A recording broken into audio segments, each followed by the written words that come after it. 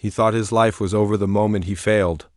But that failure was about to become the greatest plot twist of his life. There was a boy named Ariz who spent his whole life believing success meant never making mistakes.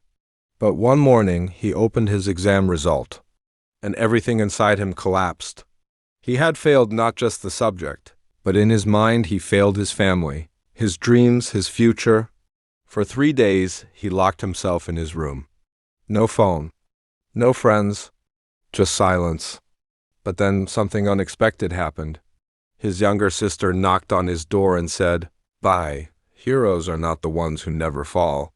Heroes are the ones who rise again stronger." Those words hit him deeper than the failure ever did. That night, Ariz made a decision.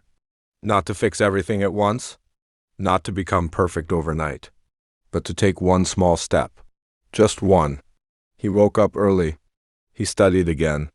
He watched tutorials. He practiced. He failed again many times. But every failure came with a lesson, not shame. Weeks later, something unbelievable happened. He realized he was no longer chasing success. He was becoming the kind of person who creates it. And that's when everything changed. His confidence returned. Opportunities opened. He passed every exam he once feared.